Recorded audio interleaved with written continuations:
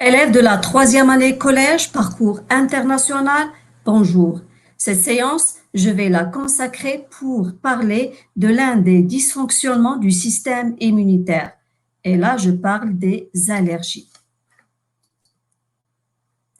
Donc, notre système immunitaire, on sait qu'il nous protège des risques infectieux et pourtant, dans certains cas, c'est lui qui nous rend malades, comme c'est le cas des allergies. Donc, comment expliquer ces réactions allergiques? Il faut d'abord identifier l'agent responsable. Et là, on parle des allergènes. Et parmi les allergies les plus fréquentes, on trouve les allergies respiratoires qui sont dues à des contacts avec des éléments comme les pollens, les acariens, les moisissures, etc.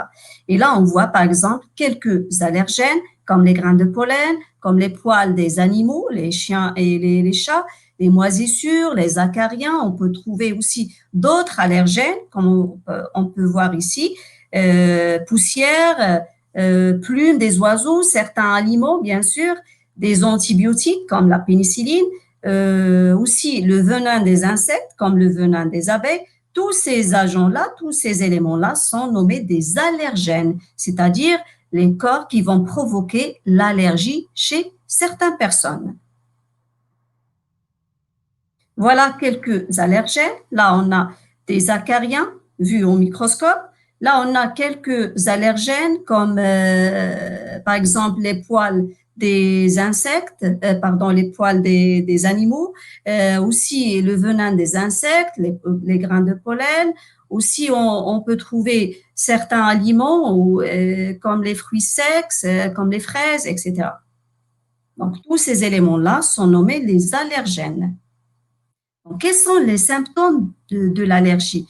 On peut parler d'un nez qui coule, de l'éternuement, larmoiement, c'est-à-dire des larmes au niveau des yeux, mal de tête, l'éruption au niveau de la peau, éruption cutanée comme l'eczéma, de la toux, des œdèmes. Tous ces symptômes-là sont des symptômes de l'allergie, bien sûr provoqués par l'infection ou bien l'entrée de ces allergènes-là.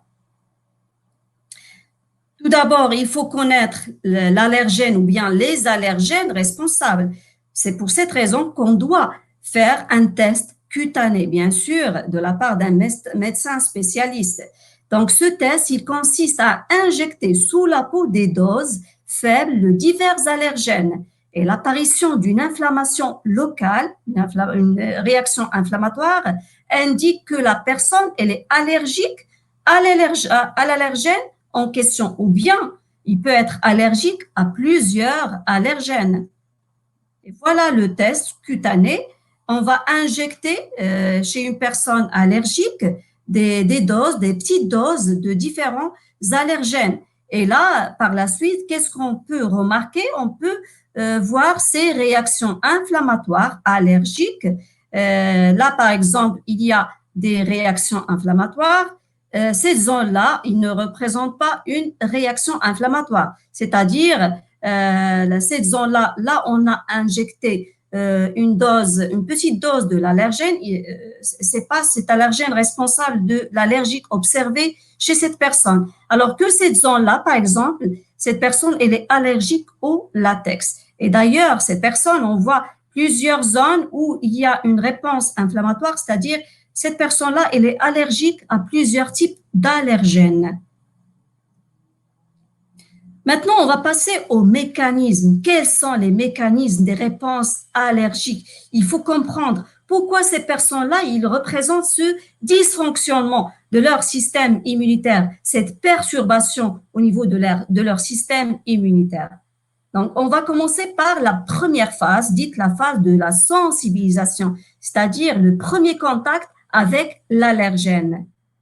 Donc, au cours du premier contact, c'est la phase de la sensibilisation, bien sûr, les lymphocytes B activés de la part des lymphocytes T4, ils vont sécréter un type d'anticorps nommé IgE ou bien les immunoglobulines IgE qui vont se fixer sur la membrane des mastocytes. Ces globules blancs, ces cellules sentinelles qui se localisent dans la majorité des cas, au niveau des tissus ou aussi au niveau de la lymphe.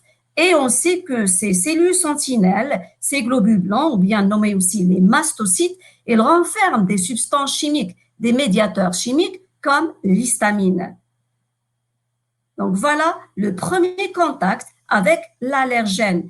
Donc bien sûr, c'est la phase de la sensibilisation et ces allergènes-là, ils vont bien sûr, ils vont être détectés par les macrophages et bien sûr des macrophages qui vont présenter l'antigène aux lymphocytes T4, puis les lymphocytes T4 vont activer les lymphocytes B et les lymphocytes B, ils vont fabriquer des anticorps, bien des immunoglobulines de type IgE.